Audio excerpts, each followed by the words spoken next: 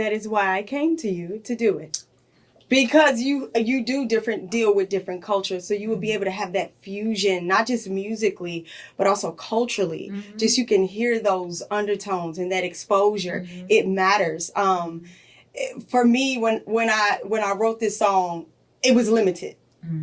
I'm not a music artist where I'm like, I didn't go to school for this. But songs come to me all the time. They come to me all the time. I'm like, what am I going to do with this? But I wanted to get it produced.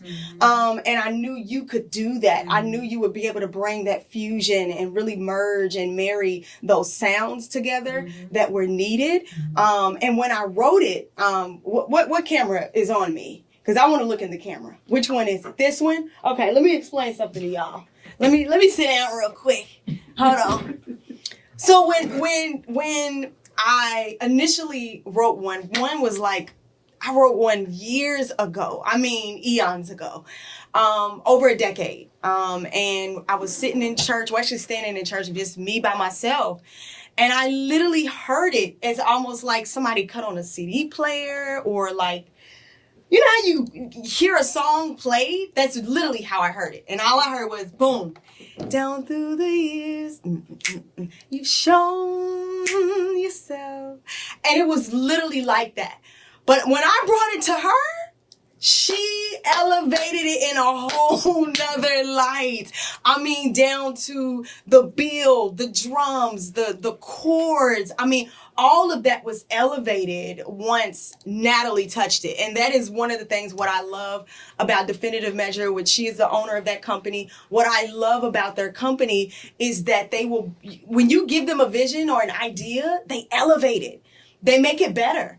And one became something that I didn't even hear. And originally, I didn't even hear that. So those things that are added, all that added, the yes and all that stuff wasn't there. Those harmonies weren't there when I originally wrote it. It was very simple, basic. Anybody that knows me knows we did it at my old church about 12 years ago, and it sounded nothing like this. And you got to give credit where credit is due, and she really produced it in a way that just elevated it to an idea that was beyond what I could hear.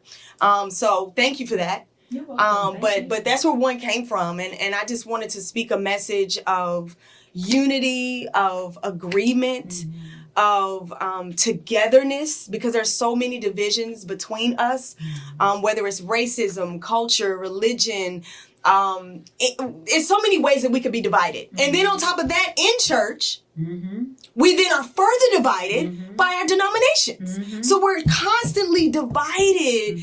And at the end of the day, the Bible says one Lord, one faith, one baptism. And so if we could just get to that part first and just agree, and all this foolishness of, I'm this denomination, you this denomination, I worship better than you, you worship better than me. It's foolishness. It is. Like, at the end of the day, do we love God?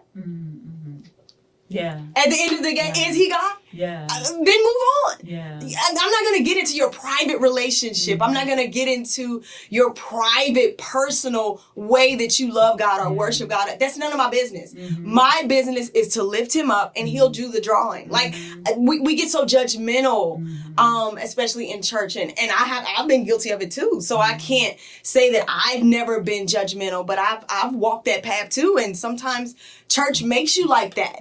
But if we could just remove all that, and so I hope that this song, people hear it, the message of unity, that I could just suggest, hey, can we agree? I'm not saying we got to be there today, but just a suggestion of agreement, and we can start to move towards becoming one as a people, as a nation, as a body, as a society, and as a world.